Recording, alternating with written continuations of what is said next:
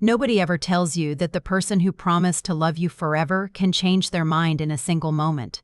One day you're planning your future together, and the next day they're walking out the door like you never mattered at all. That's exactly what happened to me. My name is Maya, and this is the story of how my husband threw away our marriage because he thought I wasn't good enough anymore.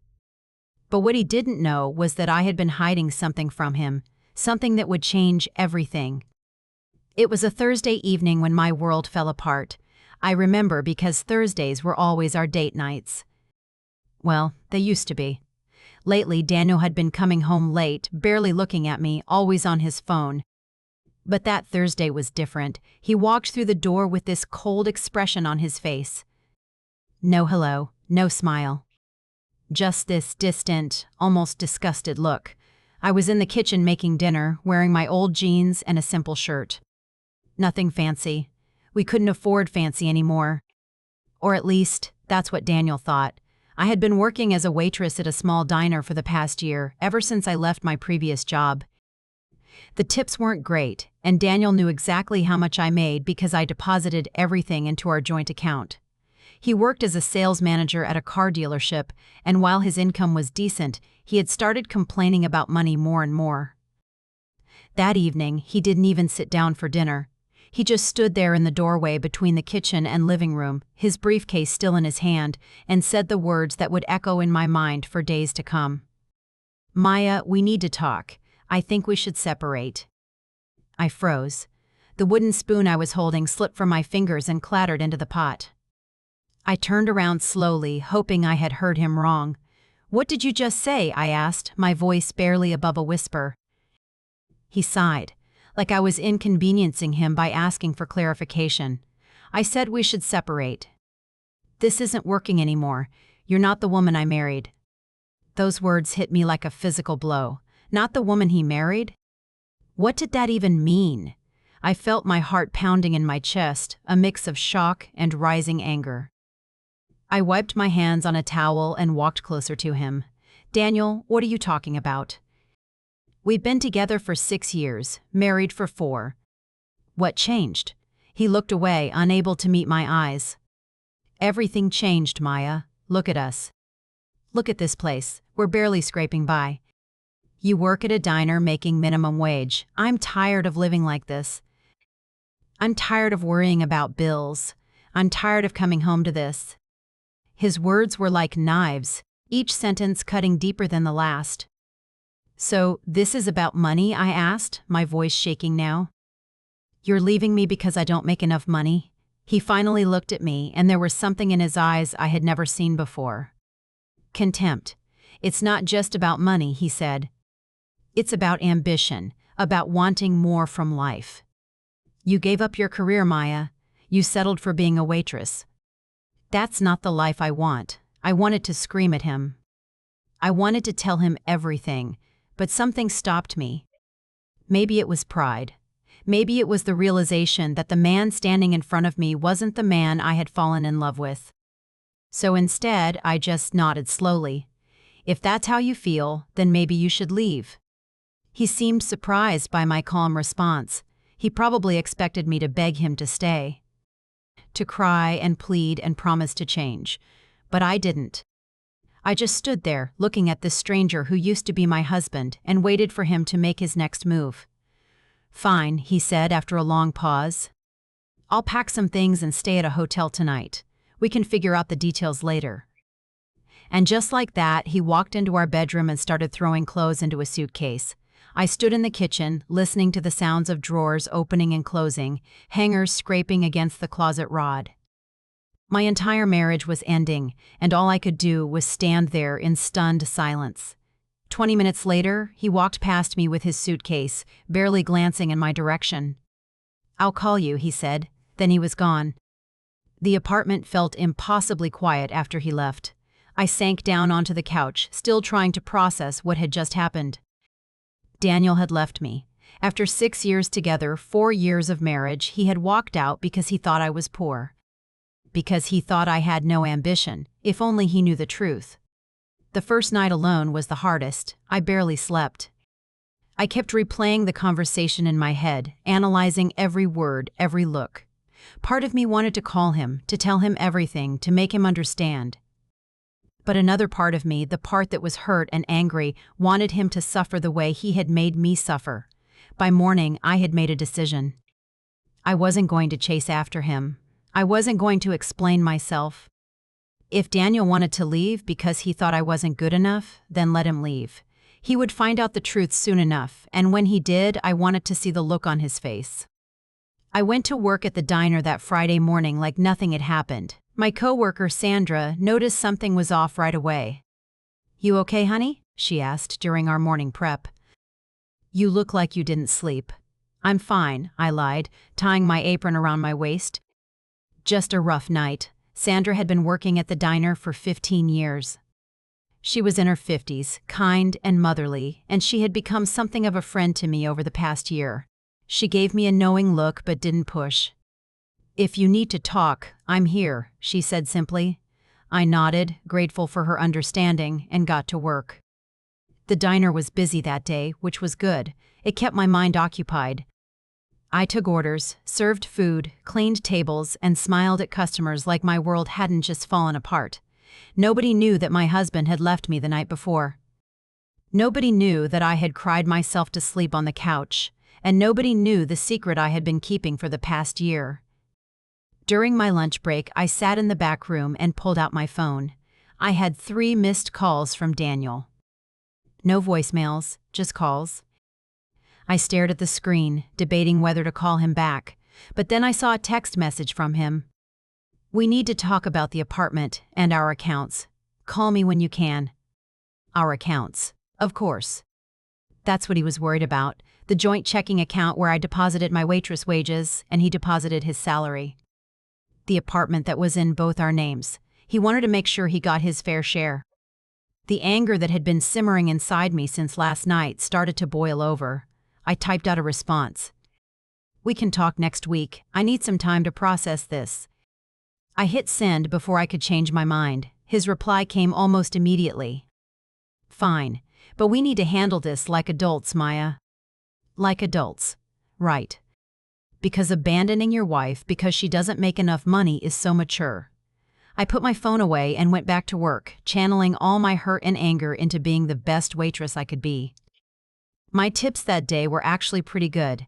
That evening, after my shift ended, I drove home in my old sedan. It was a reliable car, nothing fancy, but it got me where I needed to go. As I pulled into the parking lot of our apartment complex, I noticed Daniel's car wasn't there. Good. I wasn't ready to face him again. Not yet. Inside the apartment, everything looked the same, but it felt different. Empty. The couch where we used to watch movies together. The kitchen table where we used to have breakfast. The bedroom where we used to fall asleep in each other's arms. All of it felt haunted now by the ghost of what we used to be. I made myself a simple dinner, ate alone at the kitchen table, and then sat down with my laptop. It was time to start thinking about my next steps. But first, I needed to check on something. Something that Daniel knew nothing about. I logged into my private email account. The one Daniel didn't know existed. And I opened the folder I had labeled simply as Work. Inside were dozens of emails from the past year. Emails from lawyers. Emails from accountants. Emails from real estate agents. All related to the inheritance I had received 13 months ago when my grandmother passed away. My grandmother, Margaret Whitmore, had been a remarkable woman. She came from old money, the kind of wealth that gets passed down through generations. Real estate holdings, investment portfolios, trust funds. She had never been flashy about it, but she was comfortable in a way most people could only dream of. And I had been her favorite grandchild. Growing up, I spent summers at her estate, upstate. She taught me about business, about investing, about the importance of being smart with money. She also taught me about people. "Not everyone who says they love you actually loves you, Maya," she used to say. "Some people love what you can do for them. Always remember that." When she passed away, I was heartbroken. She had been more than just a grandmother to me. She had been a mentor, a friend, a confidant. At her funeral, her lawyer pulled me aside and told me she had left me a substantial inheritance. The exact amount shocked me. $12 million in liquid assets, plus a portfolio of properties worth another $8 million. $20 million. I had inherited $20 million. But there was a condition. My grandmother had set up the inheritance in a specific way. The money would be held in a trust for 1 year, managed by her financial team. During that year, I wouldn't have access to the principal, only a modest monthly allowance of $5,000. The purpose was to give me time to adjust, to learn, to prepare for the responsibility of managing such wealth. After 1 year, full control would transfer to me. That year was almost up. In just 3 more days, I would have complete access to everything. And Daniel had no idea. I hadn't told him about the inheritance when I first received it. At the time, I thought I had good reasons. We were going through a rough patch in our marriage. He had been stressed about work, distant and irritable. I worried that suddenly coming into money would complicate things. I also remembered my grandmother's words about people loving what you can do for them. I wanted to be sure that Daniel loved me, not for my bank account. So I made a plan. I would wait out the year, working at the diner and living modestly, watching how Daniel treated me when he thought I had nothing. It was a test, I suppose, a way to see if our marriage was built on love or convenience. I told myself that if he stuck by me, supported me, loved me even when I was just a waitress, then I would share everything with him. We would build a beautiful life together. But he hadn't stuck by me. He had barely lasted a year before deciding I wasn't good enough. And now, 3 days before I gained access to $20 million, my husband had left me because he thought I was poor. The irony was almost funny. Almost. I closed my laptop and leaned back in my chair. Part of me felt vindicated. I had tested Daniel, and he had failed spectacularly. But another part of me just felt sad that the man I had loved, the man I had married, was so shallow. Sad that money mattered more to him than our relationship. Sad that I had been right to test him in the first place. That weekend was strange. Daniel texted me a few times about logistics, about when he could come by to get more of his things, about how we should handle telling our families. I responded briefly, keeping my answers short and neutral. I wasn't ready to tell anyone yet. Not my parents, not my friends. I needed time to figure out what I was going to do. On Saturday afternoon, I met with my grandmother's lawyer, Richard Morrison. We had scheduled this meeting weeks ago to go over the final details of the trust transfer. His office was in a downtown high-rise, elegant and professional. Richard was in his 60s, impeccably dressed in a tailored suit, and he had been managing my grandmother's affairs for over 30 years. "Maya, it's good to see you," he said warmly as I sat down across from his desk. "How are you holding up?" "As well as can be expected," I replied. "It's been an interesting week." He raised an eyebrow at that but didn't push. "We have a lot to cover today," he said, opening a thick folder. "In 3 days, you'll have full access to your inheritance. I want to make sure you understand everything before that happens." For the next 2 hours, Richard walked me through every detail: the investment portfolios, the real estate holdings, the tax implications, the recommended strategies for wealth management. It was overwhelming, but I absorbed every word. My grandmother had prepared me well during those summer visits. I understood more than Richard probably expected. "There's one more thing," Richard said as we wrapped up. "Your grandmother included a letter for you. She asked me to give it to you on the day the trust transferred, but given everything that's happening, I think now might be the right time." He pulled out an envelope from the folder and handed it to me. I recognized my grandmother's elegant handwriting on the front. "To Maya, on the occasion of her inheritance." My hands trembled slightly as I opened it. The letter was written on my grandmother's personal stationery, the cream-colored paper with her monogram at the top. Her handwriting was still strong and clear, written just a few months before she passed away. I could almost hear her voice as I read. "My dearest Maya, if you're reading this, then I'm gone, and you've completed the waiting period I imposed on your inheritance. I hope you'll forgive an old woman for being cautious, but I had my reasons. Money changes things, sweetheart. It changes how people see you, how they treat you, and sometimes it changes who you are. I wanted to give you time to prepare for that change. I also wanted you to learn something important about the people in your life. When someone knows you have money, you can never be entirely sure why they're with you. Are they there because they love you, or because they love what you can give them? It's a question that will haunt you if you let it. That's why I structured the inheritance this way. 1 year of living modestly, of being seen as ordinary, gives you something precious. The truth about who really cares for you. By now, you've seen how people treat you when they think you have nothing to offer. Some will surprise you with their loyalty and kindness. Others will disappoint you with their shallowness and greed. Both are valuable lessons. The people who stood by you this year are the ones you can trust. The ones who didn't have shown you their true character. Believe what they've shown you. You're a smart, capable woman, Maya. You don't need this money to be successful or happy. But you have it now, and I hope you'll use it wisely. Build something meaningful.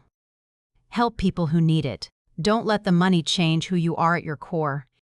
And remember, the people worth having in your life are the ones who would love you even if you had nothing. I love you always, grandmother. I read the letter 3 times, tears streaming down my face. She had known.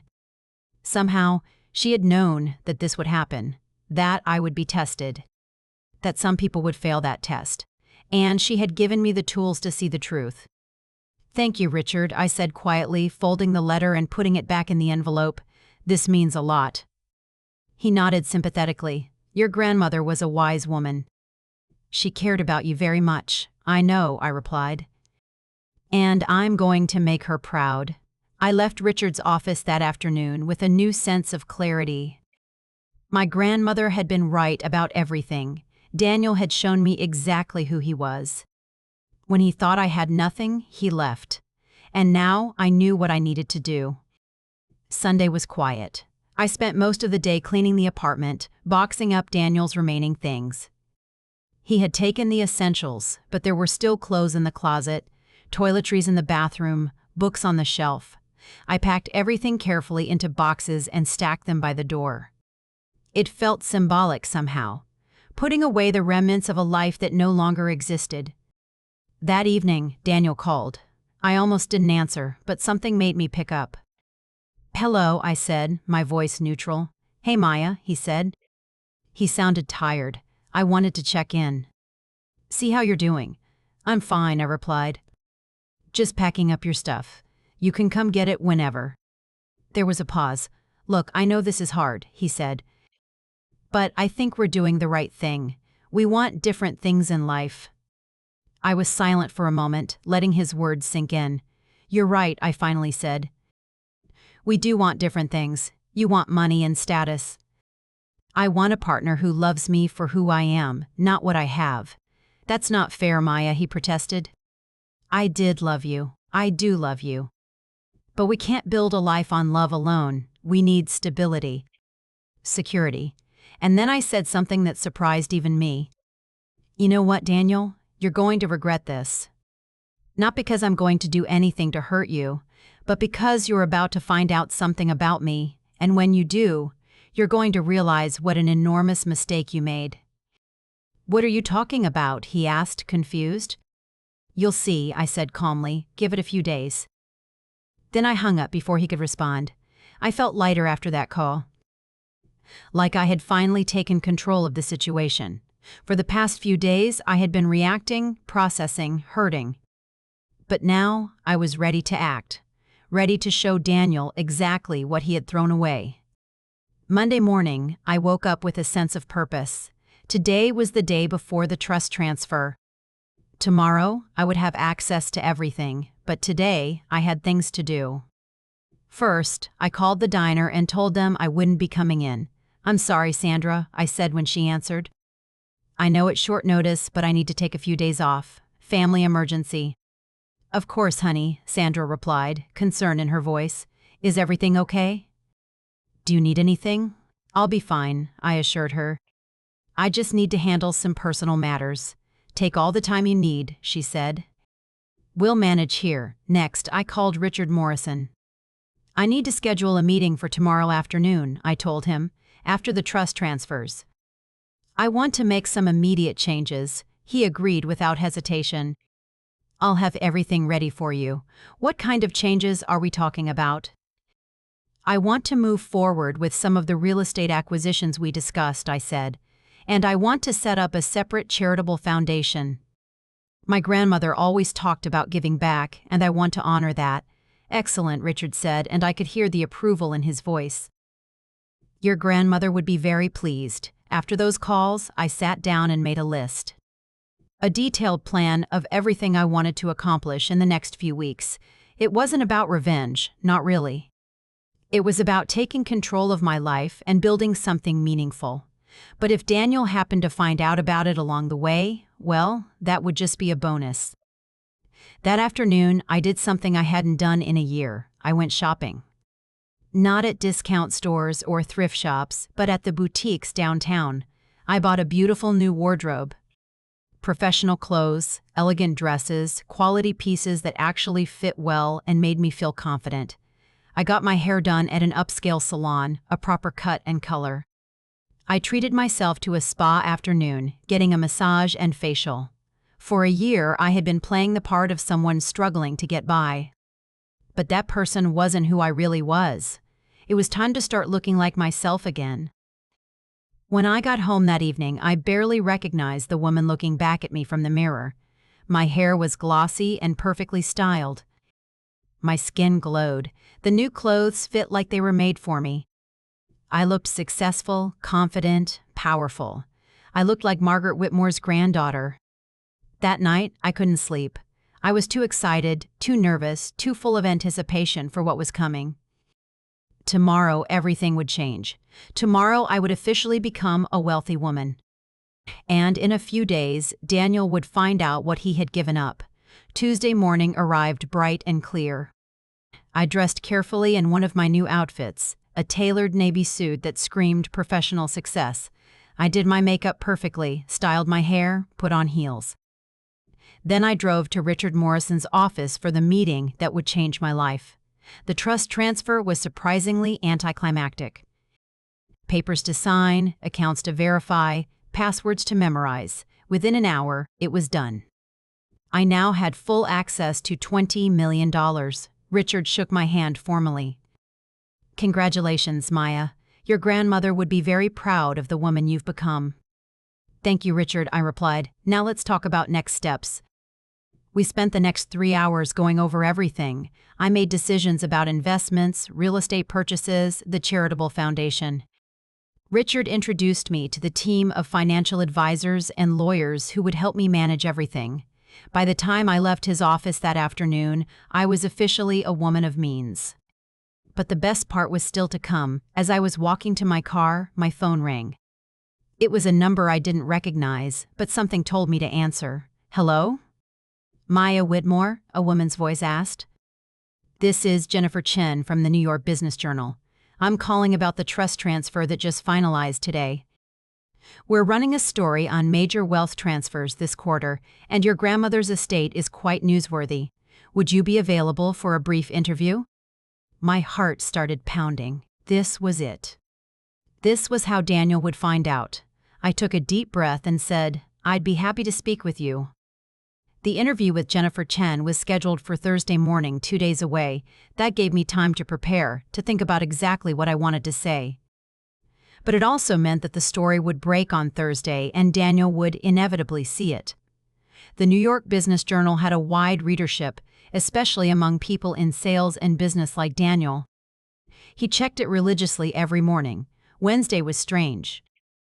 I felt like I was in limbo, waiting for the bomb to drop. I went back to the diner for one last shift. Sandra's eyes went wide when she saw me walk in. Maya, honey, you look absolutely stunning. What happened? I smiled at her reaction. Let's just say some things in my life have changed. I wanted to come in and tell you properly that I'm going to need to leave the job. Her face fell. Oh no. Are you moving away? Not exactly, I said. But I've had a change in circumstances, and I won't be able to work here anymore. Sandra, you've been so kind to me this past year. I want you to know how much I've appreciated it. We sat down in the back room, and I told her everything.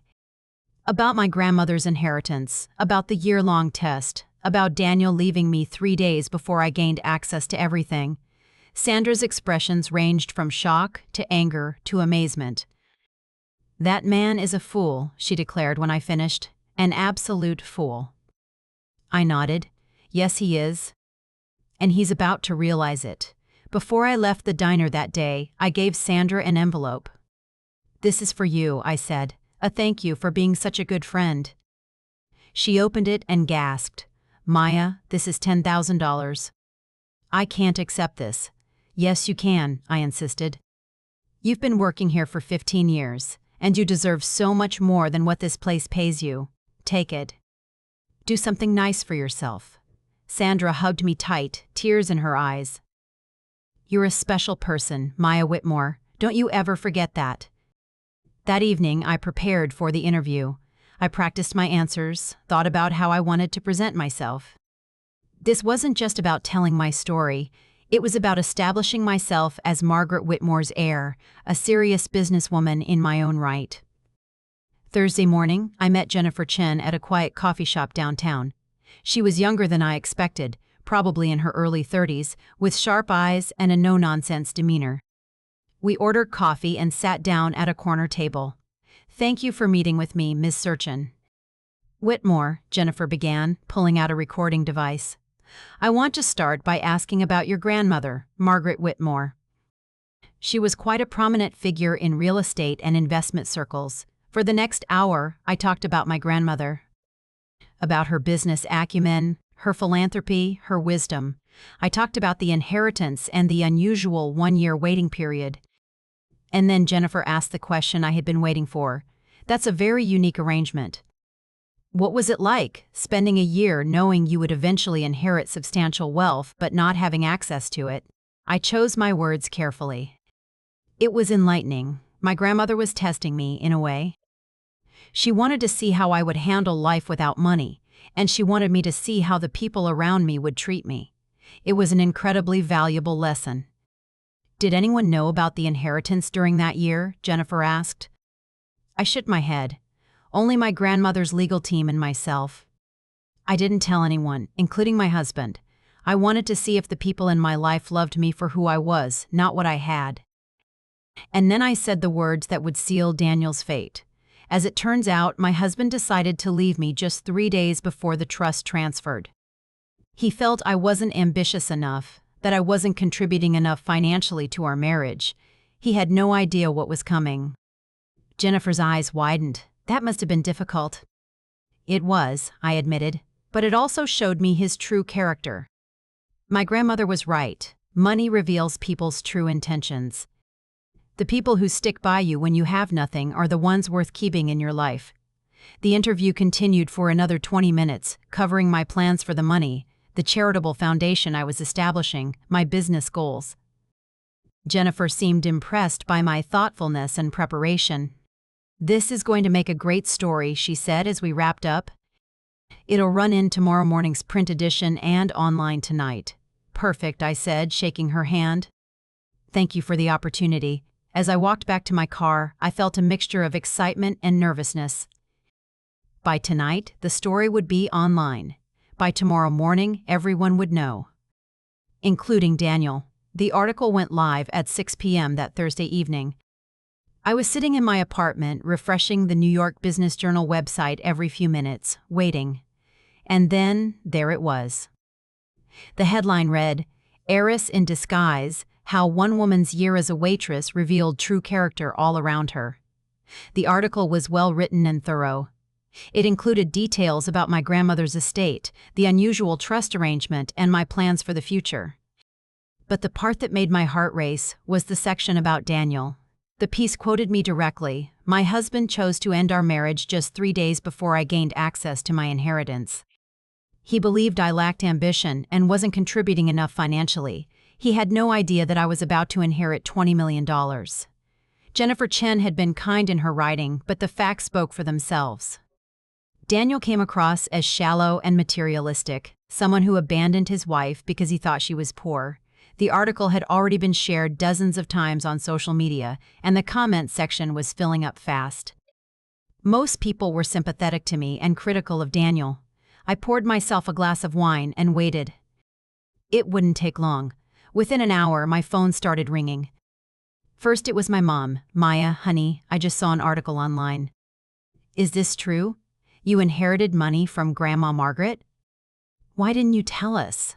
I explained everything to her, about the waiting period, about not telling anyone, about Daniel leaving. My mother was shocked and angry on my behalf. That boy never deserved you, she said fiercely. I'm so sorry you had to go through this, sweetheart. Then my friends started calling and texting. Some were supportive, some were confused about why I hadn't told them, all were shocked by the news. I spent the next 2 hours fielding calls and messages, explaining and reassuring.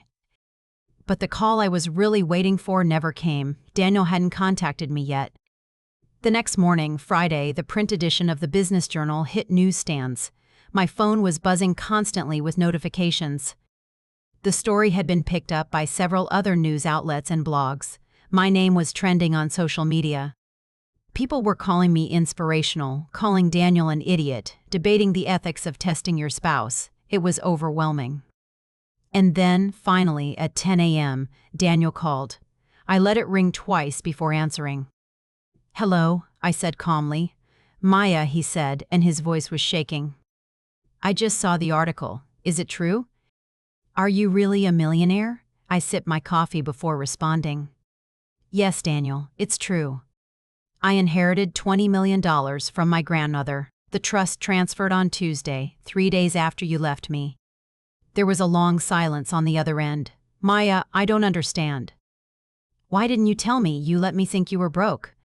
You worked at a diner for a year when you knew you had millions coming. Why would you do that? I leaned back in my chair, choosing my words carefully. My grandmother set up the inheritance with a 1-year waiting period. She wanted me to spend that year living modestly, seeing how people treated me when they thought I had nothing. It was a test, Daniel. A test of character, and you failed. That's not fair, he protested, his voice rising. You should have told me. Married people don't keep secrets like that from each other, and married people don't abandon each other when things get tough, I replied coldly. You left me because you thought I wasn't good enough, because I was just a waitress making minimum wage. You said I had no ambition, that you were tired of our life together. Well, now you know the truth. I had plenty of ambition, I just didn't share it with you. Maya, please, he said, and now I could hear desperation in his voice. I made a mistake. I was stressed and stupid, but we can fix this. We're still married, we can work through this. I laughed, a bitter sound. Work through this? Daniel, you showed me exactly who you are. When you thought I had nothing, you couldn't leave fast enough. My grandmother was right. Money reveals people's true character. And yours is ugly. Daniel kept talking, his words tumbling over each other in his desperation. I love you, Maya. I never stopped loving you. I just got caught up in worrying about money and the future. But we can make this work. Come on, we've been together for 6 years. That has to count for something. It does count for something, I replied. It counts as 6 years where I thought I knew you, thought I could trust you. But the moment things looked difficult, you bailed. That tells me everything I need to know. But I didn't leave because things were difficult, he argued. I left because I thought we were stuck, that we'd always be struggling. If I had known about the money, everything would have been different. Exactly, I said quietly. That's exactly the problem, Daniel. If you had known about the money, you would have stayed. Not because you loved me, but because you loved what I could give you. Don't you see how messed up that is? He was silent for a moment, then he said, What are you going to do? Are you filing for divorce? I haven't decided yet, I told him truthfully. Right now, I'm focused on setting up my life the way I want it. Building the charitable foundation, managing the real estate portfolio, all of that. Whether or not our marriage is part of that life is something I'm still considering. Maya, please don't make any rash decisions, he pleaded.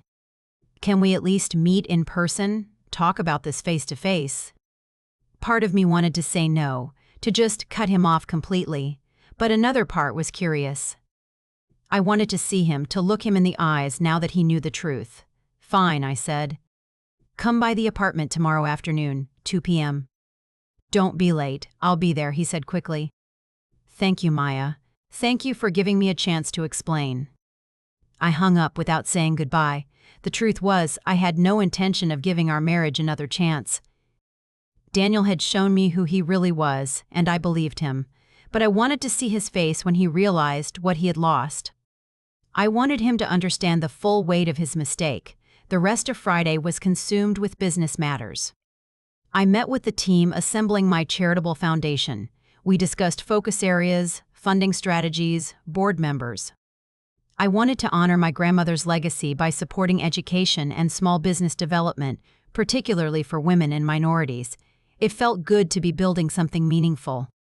I also met with a real estate agent to look at properties. One of my goals was to move out of the apartment I had shared with Daniel. Too many memories, too much history. I wanted a fresh start in a place that was completely mine. We toured several beautiful condos in upscale neighborhoods. By the end of the day, I had put an offer on a stunning 2-bedroom with floor-to-ceiling windows and a view of the city. The price was $1.2 million, which would have been unthinkable a week ago. Now it was easily affordable. That evening, I treated myself to dinner at an expensive restaurant downtown. I sat alone at a table by the window, enjoying a perfectly cooked steak and a glass of excellent wine. Other diners probably assumed I was a successful businesswoman, maybe a lawyer or executive. They had no idea that just a week ago I had been serving food to people like them at a diner. The transformation was surreal. Saturday morning, I woke up early and spent time preparing for Daniel's visit. I wanted to look polished and put together, wanted him to see what he was losing. I dressed in one of my new outfits, a simple but elegant dress that probably cost more than a month of his salary. I did my hair and makeup carefully.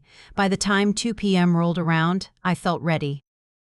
The buzzer rang exactly on time. I let Daniel up, then waited by the door. When he knocked, I took a deep breath and opened it.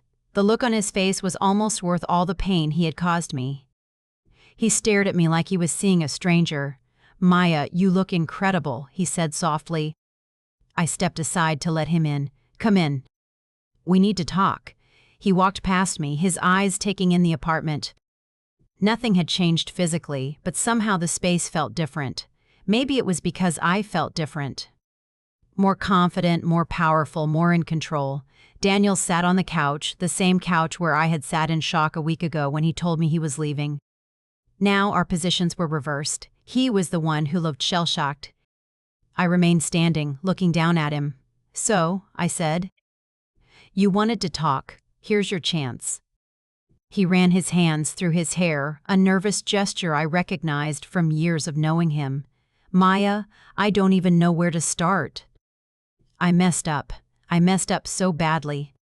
I was stressed about money, about feeling like we weren't getting anywhere in life, and I took it out on you." "I'm so sorry." Daniel's apology sounded genuine, but I had heard him sound genuine before.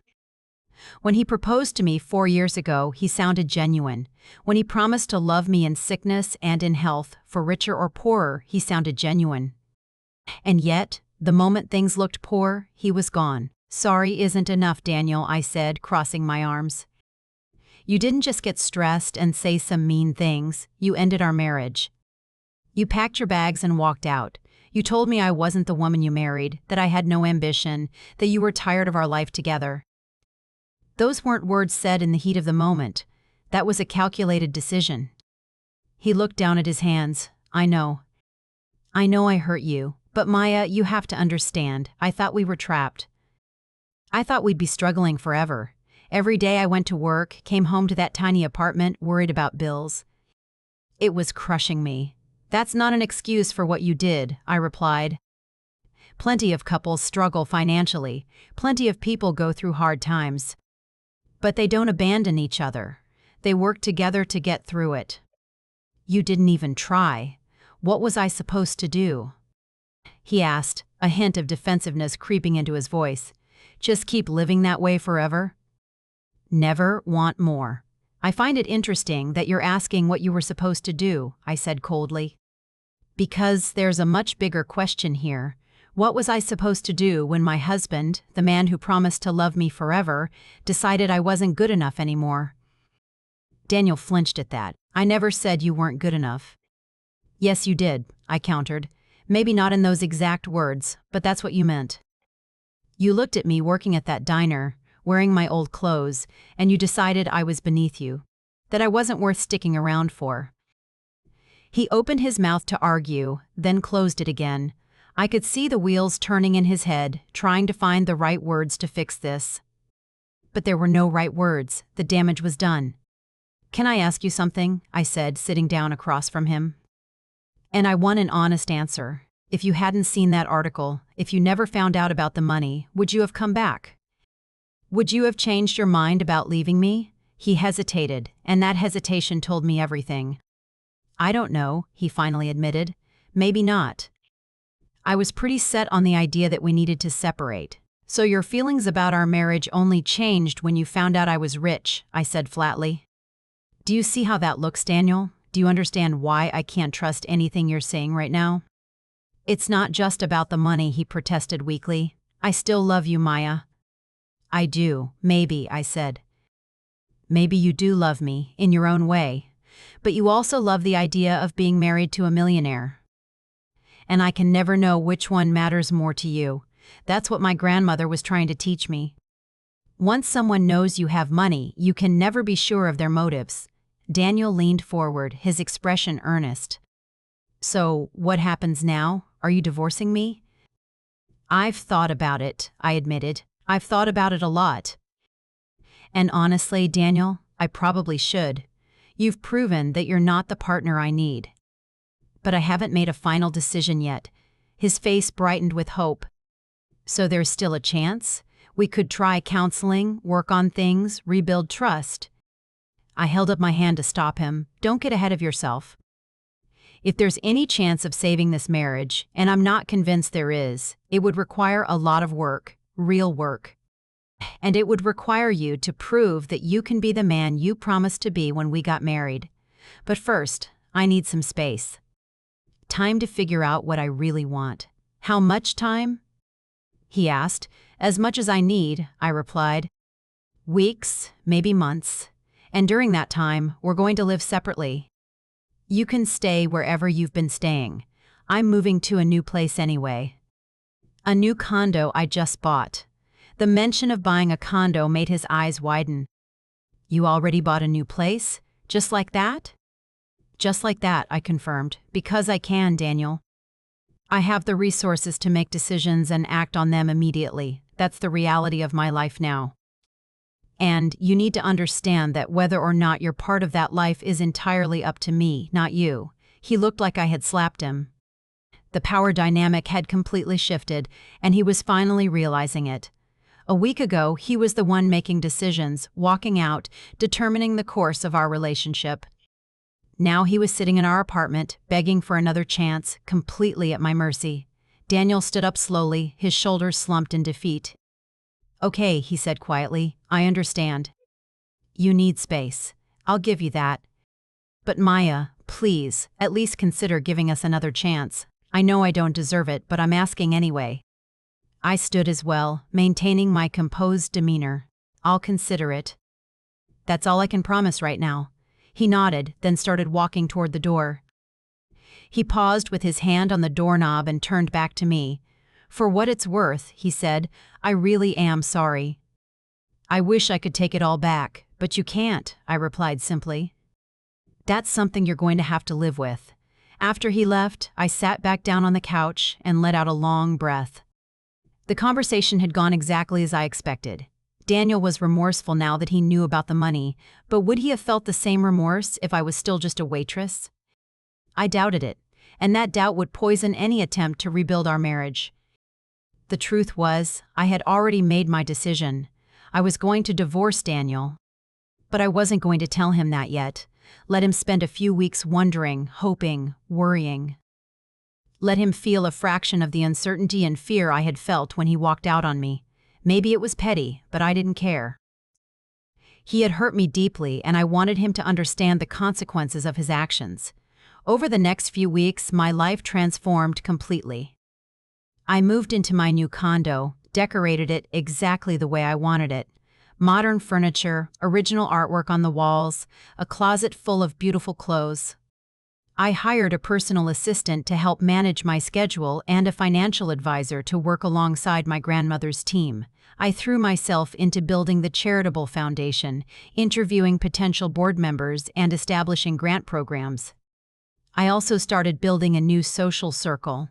Through various business events and charity functions, I met other successful women. Entrepreneurs, executives, philanthropists, people who were building meaningful lives and making a difference. These women inspired me, challenged me, and most importantly, they saw me for who I was, not for what I could give them.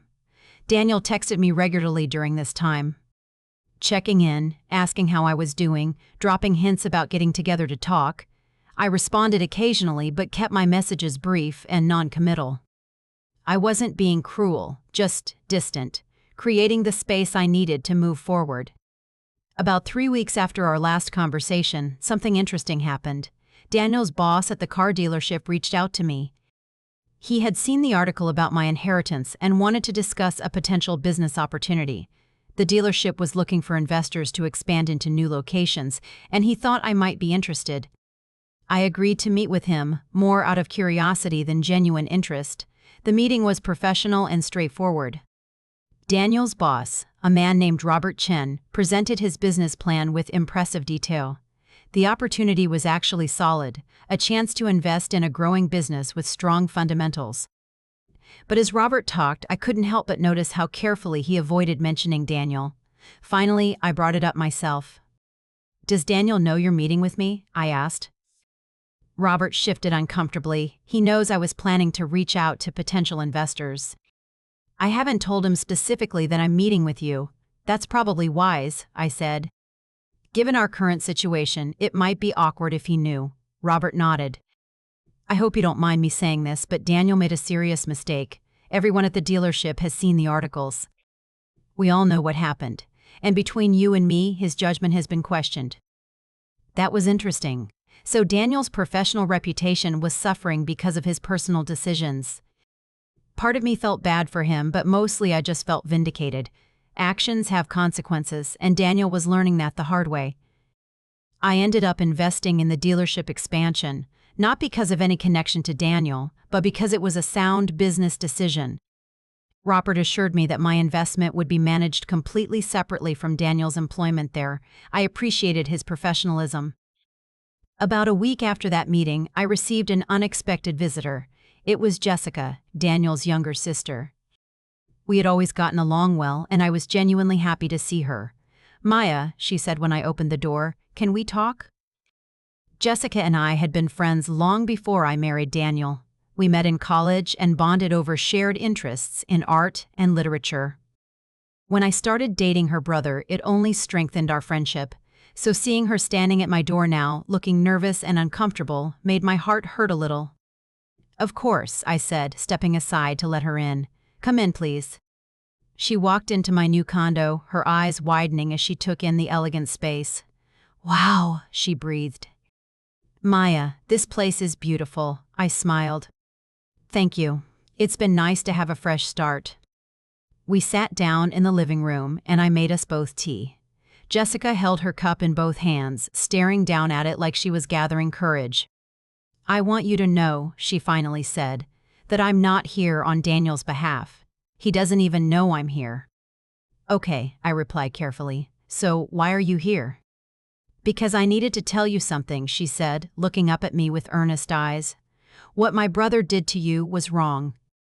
Completely, totally wrong, and I told him that, for whatever it's worth." I felt a wave of emotion at her words. "It means a lot that you said that to him." "And to me." Jessica set down her teacup and leaned forward. "Maya, I love my brother, but I'm not blind to his faults. He's always been materialistic, always cared too much about status and appearances. Our parents raised us with pretty traditional ideas about success and money. Daniel took those lessons to heart in a way that I didn't." She paused, seeming to choose her words carefully. "When he told me he was leaving you because you were just a waitress, I was furious. I told him he was being an idiot, that you were the best thing that ever happened to him, but he wouldn't listen. He was convinced he was making the right decision. Did you know about my inheritance?" I asked. Jessica shook her head emphatically. No, nobody did. And when that article came out, I was absolutely stunned. I immediately thought about how spectacularly Daniel had screwed up. We both sat in silence for a moment. Then Jessica said, "The thing is, even if you hadn't inherited that money, Daniel was still wrong to leave you. Being a waitress doesn't make you less valuable as a person or as a partner. The money just makes his mistake more dramatic, more publicly humiliating for him. But the core issue is the same. He abandoned you when he thought you weren't successful enough." That's not love. I felt tears prickling at my eyes. Thank you for saying that. I've been wondering if I'm overreacting, if I should give him another chance. But every time I think about it, I remember how he looked at me that night he left, like I was disappointing him. Like I wasn't enough. Jessica reached over and squeezed my hand. You're not overreacting. And between you and me, I don't think you should give him another chance. He doesn't deserve it. I know that's a terrible thing to say about my own brother, but it's true. We talked for another hour, about everything and nothing. About my plans for the charitable foundation, about Jessica's job as a teacher, about the complicated dynamics of family loyalty and personal integrity. By the time she left, I felt lighter somehow. Having someone from Daniel's own family validate my feelings meant more than I had realized. That evening, I made a decision. It was time to move forward with the divorce. I had given Daniel enough time, enough consideration. He had shown me who he was, and I believed him. I called my lawyer and set up a meeting for the following week. Over the next few days, I prepared myself mentally and emotionally for what was coming. Divorce, even from someone who had hurt you, is never easy. It means acknowledging that the future you planned together isn't going to happen. It means letting go of all the dreams and hopes you built around that relationship. But I also felt a sense of relief. I was choosing myself. I was refusing to settle for someone who only wanted me when I came with money. My grandmother would have been proud. The day I met with my lawyer, I wore my favorite suit, the one that made me feel powerful and confident. My lawyer, a sharp woman named Patricia Williams, laid out the divorce process clearly and efficiently. Given that Daniel had left me and we had been separated for over a month, she anticipated a relatively straightforward process. The only complication was the money. He's going to ask for his share of the marital assets, Patricia warned me. And depending on your state's laws, he might be entitled to some of your inheritance, even though you received it after he left. I had already thought about this.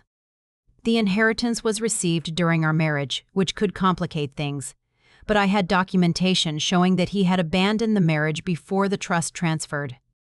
And more importantly, I had the interviews and articles where I had publicly stated that he left because he thought I was poor. Let him try to claim he deserves half of the money he told the world wasn't important to him, I said to Patricia. Let him try to explain to a judge why he walked out on his wife for being a waitress, but now thinks he should get millions from her inheritance. Patricia smiled grimly. That's exactly the argument we'll make, and I think we'll win. The divorce papers were filed on a Friday afternoon. Patricia called Daniel's cell phone to give him a heads up that the papers were coming. Professional courtesy, she explained to me. It doesn't change anything, but it's the right way to do this. Within an hour, my phone started ringing. Daniel's name flashed on the screen. I let it go to voicemail. He called 3 more times, each time leaving increasingly desperate messages. Maya, please pick up. I just heard from your lawyer. Please don't do this. We can still work things out. I can't believe you're actually filing for divorce. After everything we've been through together, you're just giving up? That last message made me angry. I was giving up? I was the one giving up? I called him back, my voice cold and controlled when he answered. You want to talk about giving up, Daniel? You gave up on our marriage the moment you walked out that door. You gave up when you decided I wasn't good enough for you. Don't you dare accuse me of giving up. Maya, I'm sorry, he said quickly. I didn't mean it like that. I just meant that we could still try to save this. It's not too late. Yes, it is, I replied. It was too late the moment you left. Everything since then has just been me coming to terms with that reality, but I'm willing to change, he protested. I'll do whatever it takes. Go to therapy, Prove to you that I can be better. It's too late for that too, I said firmly. I don't want you to change for me, Daniel. I want you to have been the person you promised to be in the first place, and you weren't. So now we move forward separately. What about the money? He asked, and I could hear the tension in his voice. Are you going to try to keep all of it? That question told me everything I needed to know. Even now, in the middle of our divorce conversation, he was thinking about the money. I'm going to keep what's legally mine, I replied. My inheritance came from my grandmother, who wanted me to have it. You left me before I received it. Whatever a judge decides is fair, I'll accept. But I'm not just handing over millions to someone who walked away from me. Daniel was quiet for a moment. Then he said, So that's it? This is really happening? This is really happening, I confirmed. You'll receive the papers soon. I suggest you get a good lawyer. And Daniel? Don't call me again unless it's through our lawyers. We don't have anything else to say to each other. I hung up before he could respond. The next few months were a blur of legal proceedings, paperwork, and negotiations. Daniel did hire a lawyer, an aggressive man who immediately tried to claim that Daniel was entitled to half of everything, including the inheritance. But Patricia was better. She systematically dismantled every argument they made.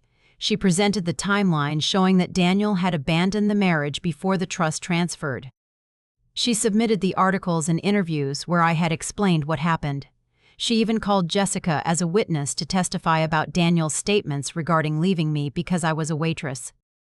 The judge, a no-nonsense woman in her 60s, was clearly unimpressed with Daniel's claims. Let me see if I understand this correctly, she said during one hearing, looking at Daniel over her reading glasses. You initiated the separation from your wife because you felt she lacked ambition and wasn't contributing enough financially to the marriage. You did this without knowledge that she was about to inherit a substantial sum. And now you want the court to award you a portion of that inheritance? Daniel's lawyer tried to argue about marital assets and the timing of the inheritance, but the judge cut him off. The inheritance was in trust and not accessible during the marriage. Mr. Tang the Sam. Whitmore chose to end the marriage based on his assessment of his wife's financial worth. I find it deeply troubling that he now seeks to benefit from the very assets he deemed irrelevant to his decision to leave. In the end, the settlement was far less than Daniel had hoped for. He got half of our joint savings account, which amounted to about $15,000. He got his car and his personal belongings, and that was it. The judge ruled that the inheritance was mine alone, received after the marriage had effectively ended by his choice. I didn't feel triumphant when the divorce was finalized. Mostly I just felt tired and ready to move on, but there was also a sense of justice. Daniel had bet that I wasn't worth staying with, and he lost that bet spectacularly. As I walked out of the courthouse that day, officially single again, I felt something unexpected. Freedom. For the first time in months, maybe years, I felt completely free. Free from a relationship that had become a test. Free from someone who loved me conditionally. Free to build whatever life I wanted. 6 months after my divorce was finalized, I was sitting in the office of my charitable foundation, reviewing grant applications, when my assistant buzzed me. There's someone here to see you. He says his name is Daniel Whitmore and that he needs just 5 minutes of your time. I felt my stomach clench. I hadn't seen or spoken to Daniel since the divorce proceedings ended. Part of me wanted to tell my assistant to send him away, but another part was curious about what he could possibly want now. Send him in, I said, but only give him 5 minutes. Daniel walked into my office looking haggard. He had lost weight, and there were dark circles under his eyes. He looked around the office, taking in the professional space, the expensive furniture, the wall of photos showing the various projects my foundation was supporting. Maya, he said, his voice rough. Thank you for seeing me. I gestured to the chair across from my desk. You have 5 minutes. He sat down, clasping his hands together nervously. I know I have no right to be here. I know you probably never want to see me again. But I needed to tell you something, and I couldn't do it over the phone or in a letter. It had to be in person. I waited, my face impassive. I've spent the last 6 months thinking about everything that happened, he continued. About the choices I made, the person I was. and I finally understand something that should have been obvious all along. I didn't lose you because of bad timing or bad luck. I lost you because I failed as a person and as a partner. The money, your inheritance, that's not the real issue. The real issue is that I valued the wrong things. I judged you based on your bank account instead of your character. I chose surface over substance. And by doing that, I proved that I was the one who lacked ambition and worth, not you. I had imagined this moment many times over the past months. Imagine Daniel finally understanding what he had done, finally taking real responsibility. But now that it was happening, I didn't feel the satisfaction I thought I would. I just felt sad. I appreciate you saying that, I replied carefully. It takes courage to admit you were wrong. He looked up at me with desperate eyes. Does it change anything? Can we talk about possibly trying again? No, I said firmly, it doesn't change anything. I'm glad you've had this realization, Daniel. I genuinely hope it helps you be better in your future relationships. But it doesn't change what you did to me, and it doesn't make me want to try again. His face fell. I understand. I guess I knew that would be your answer, but I had to try. Is there anything I can say or do to make things right between us? I thought about that question. Was there anything he could do? Probably not. The damage was done, and no amount of apologizing would undo it, but maybe there was something. You want to make things right? I asked. Then learn from this. Be better to the next person you're with. Value them for who they are, not what they have. Build relationships on character and integrity, not money and status. That's how you make things right. Not with me, but with yourself. Daniel nodded slowly, tears shining in his eyes. I will. I promise I will. He stood up, recognizing that our conversation was over. Before he left, he paused at the door. For what it's worth, I really am sorry. And I really do hope you're happy. I am happy, I told him honestly. Happier than I've been in years. And then he was gone, walking out of my office and out of my life for good. After he left, I sat at my desk for a long moment, processing the encounter. It was closure, I supposed. The kind of clean ending you don't always get in real life. Daniel had apologized, taken responsibility, and accepted that we were truly over. It was more than many people got from their ex-spouses. Over the next year, my life continued to evolve and expand. The foundation grew, funding dozens of projects, educational programs for underprivileged kids, small business loans for women entrepreneurs, scholarships for first-generation college students. Every grant we awarded, every life we touched, felt like honoring my grandmother's legacy. I also started dating again, though I was cautious. My experience with Daniel had taught me valuable lessons about trust and authenticity. I took my time getting to know people, watching how they treated others, paying attention to their values and priorities. And eventually, I met someone. His name was Marcus, and he was a professor at the local university. We met at a charity event, and he had no idea who I was or about my financial situation. We talked for hours that first night about books and philosophy and what makes life meaningful. He was thoughtful, kind, and genuinely interested in me as a person. It wasn't until our third date that the topic of my foundation came up, and he learned about my inheritance. His reaction told me everything I needed to know. That's incredible that you're doing so much good with your resources, he said simply. Your grandmother must have been an amazing woman. No change in how he treated me, no sudden extra interest. Just genuine appreciation for the work I was doing. That's when I knew he was someone I could trust. 2 years after my divorce, I was invited to speak at a business conference about wealth management and philanthropy. It was a large event, hundreds of people in attendance, and I was nervous about speaking in front of such a crowd. But I also felt ready to share my story more broadly. Standing at the podium, looking out at all those faces, I began my speech. My name is Maya Whitmore, and I want to tell you about the year I spent testing the people in my life without them knowing it. I told them everything. About my grandmother's unusual inheritance structure, about the year working as a waitress, about Daniel leaving me 3 days before the trust transferred. I talked about the lessons I had learned about character and integrity, about the importance of being valued for who you are rather than what you have. The audience was captivated. After the speech, dozens of people came up to me. Some wanted advice, some wanted to share their own stories of betrayal or testing relationships. But the conversation that stuck with me most was with a young woman, probably in her mid-20s. "I'm about to inherit money from my grandfather," she told me quietly. "Not as much as you, but enough to change my life. And I've been terrified about what it will do to my relationships. Your story helped me understand that it's okay to be cautious, to protect myself." Thank you for that. That conversation reminded me why sharing my story mattered. It wasn't about shaming Daniel or celebrating my wealth. It was about helping other people navigate the complicated intersection of money and relationships. It was about encouraging people to value authentic connections over financial ones. As for Daniel, I heard about him occasionally through mutual acquaintances. He had left the car dealership and started working in real estate. He was dating someone new, a woman who apparently had a successful career of her own. I hoped, genuinely, that he had learned from our experience, that he was treating his new partner better than he had treated me. Jessica and I stayed close. She had been right to take my side, and our friendship was stronger because of it.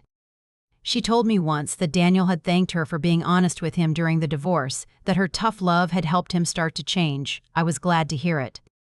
My relationship with Marcus continued to grow and deepen. We took things slowly, building a foundation of trust and respect. He met my parents, I met his. We traveled together, worked on foundation projects together, built a life together. And through it all, I never forgot the lessons my grandmother had taught me. About character, about integrity, about the difference between people who love you and people who love what you can give them. 3 years after my divorce, Marcus proposed. We were hiking in the mountains upstate, near where my grandmother's estate had been. He didn't have an expensive ring, just a simple band that had belonged to his grandmother. "Maya," he said, kneeling on the trail, "I don't care about your money or your foundation or any of that. I care about you, about your kindness and your strength and the way you make me laugh. Will you marry me?" I said yes through tears. Because unlike Daniel, Marcus had proven over and over that he loved me for who I was. He had been with me through difficult foundation decisions, through days when I doubted myself, through times when the weight of managing wealth felt overwhelming. He had seen me at my best and my worst, and he had stayed. That was love. Real love. We got married in a small ceremony, just family and close friends. It was nothing like my first wedding, which had been big and elaborate. This time, I wanted simple and meaningful. Jessica was there, sitting with my parents, smiling through happy tears. She hugged me after the ceremony and whispered, "This is what you deserved all along." She was right. Looking back on everything that had happened, I realized that Daniel leaving me was the best thing that could have happened. It hurt at the time, deeply and profoundly. But it freed me to find something better, something real. If he had stayed, I would have spent the rest of my life wondering if he loved me or my money. I would have always had that doubt eating away at our relationship. Instead, I got clarity. Painful, brutal clarity about who he really was. And that clarity led me to better things, to Marcus, to meaningful work, to a life built on authentic values rather than surface appearances. My grandmother had been right about everything. Money reveals character. The people who stick by you when you have nothing are the ones worth keeping. And testing relationships, while uncomfortable, can save you from wasting years with someone who doesn't truly value you. 5 years after my divorce from Daniel, I was at the annual gala for my foundation. We had grown significantly, now operating in multiple cities and supporting hundreds of projects. The event was being held in a beautiful hotel ballroom, filled with donors, grant recipients, and community leaders. I was making the rounds, thanking people for their support, when I saw him across the room. Daniel.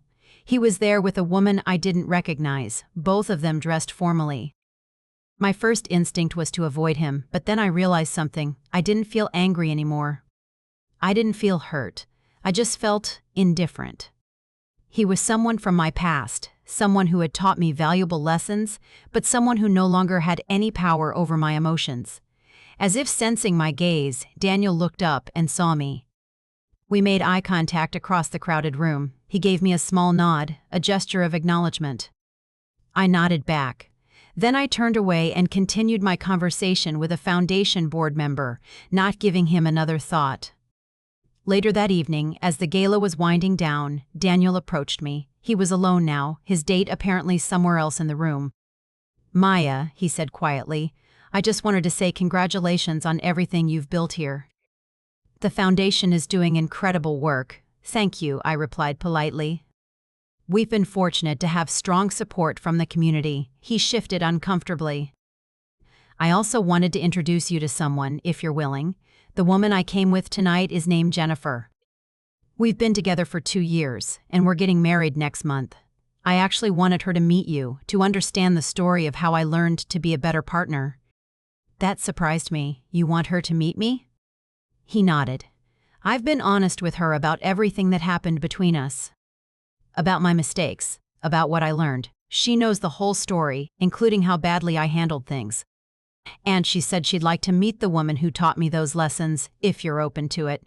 I considered this request. Part of me wanted to say no, to keep that chapter of my life firmly closed. But another part was curious about this woman who had helped Daniel become better. And maybe there was something healing about meeting her, about seeing that he really had grown. "Okay," I said. "I'd be willing to meet her." Daniel's face lit up with relief and gratitude. "Thank you. That means a lot." He went to find Jennifer, and a few minutes later they both approached me. Jennifer was an attractive woman in her early 30s with an open, friendly face. She extended her hand with a warm smile. "Maya, it's so nice to meet you. Daniel has told me a lot about you and about what you both went through." "It's nice to meet you too," I said, shaking her hand. We talked for a few minutes, the conversation surprisingly comfortable. Jennifer was a nurse at a children's hospital, clearly passionate about her work. She asked thoughtful questions about the Foundation's healthcare initiatives, and we had an engaging discussion about pediatric care access. As we talked, I could see why Daniel was with her. She was genuine, grounded, and focused on meaningful work rather than money or status. Before they left, Jennifer said something that stuck with me. "I want to thank you for being strong enough to leave when Daniel showed you who he was at that time. Your strength helped him become the man I fell in love with. If you had stayed with him and tolerated that behavior, he might never have changed. So, in a weird way, I owe my happiness to you having the courage to walk away." I didn't know what to say to that, so I just smiled and wished them well. After they left, I stood there processing the interaction. Daniel had changed. He really had grown from our experience. And while that didn't erase what he had done or make me wish we were still together, it did bring a sense of peace. Our relationship hadn't been a complete waste. It had taught both of us valuable lessons. Marcus found me standing alone with my thoughts. He slipped his arm around my waist and kissed my temple. "I saw you talking to your ex. You okay?" "I am," I said, leaning into him. "Actually, I'm better than okay. I'm grateful. Grateful for how everything worked out, painful as it was at the time." He smiled at me with that look of complete understanding that I loved so much. "Your grandmother was a wise woman," he said. "She knew exactly what she was doing with that trust." "Yes, she did," I agreed. "She gave me the greatest gift possible. The truth about the people in my life. Looking back on everything that happened, from Daniel leaving me to building the life I have now, I've learned some crucial lessons that I want to share. First, when someone shows you who they are, believe them. Don't make excuses, don't rationalize their behavior, don't convince yourself they'll change. People's actions tell you their true character, and you need to pay attention.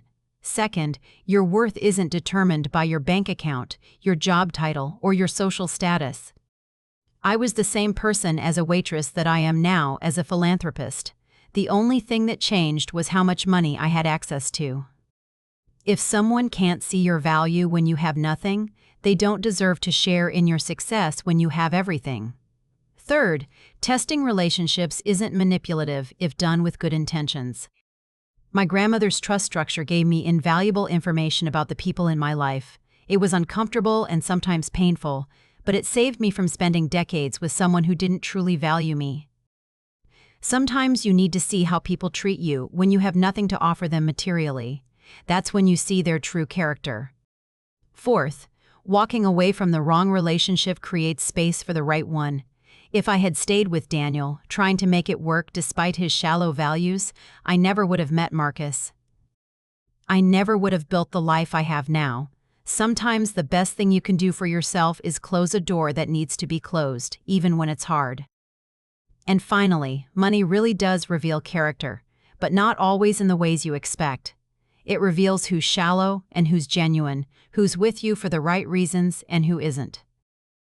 But it also reveals something about yourself, about your own values and priorities, about what kind of person you want to be when you have resources. My grandmother taught me that wealth is a responsibility, not just a privilege. It's an opportunity to make the world better, to help people who need it, to build something meaningful. That's what I've tried to do with my inheritance.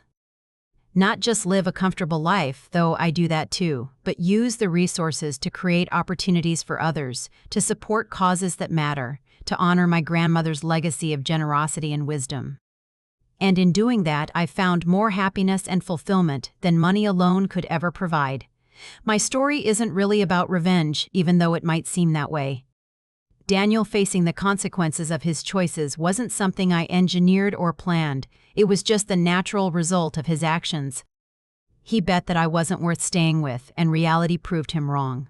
The real story is about a woman who was tested, who passed that test, and who used the lessons learned to build a better life. It's about staying true to yourself, even when circumstances are difficult. It's about not settling for people who don't value you properly. And it's about understanding that the right person will love you for who you are, not what you have. Today, I'm happily married to a man who sees me, really sees me. I'm running a foundation that changes lives. I'm honoring my grandmother's memory every day. I'm surrounded by people who genuinely care about me, and I'm at peace with everything that happened, because all of it, even the painful parts, led me here. To anyone going through something similar, to anyone questioning whether they're valued for the right reasons, I want you to know this. Your worth isn't determined by other people's ability to see it. Someone failing to appreciate you says nothing about your value and everything about their character. Be patient, be strong, and trust that the truth will reveal itself. And when it does, have the courage to believe it and act accordingly. That's the real lesson my grandmother taught me. Not about managing money or building wealth, but about managing relationships and building a life worth living. A life where you're valued for who you are, where your relationships are genuine, where your success is meaningful. That's the inheritance that really matters. That's what changes everything.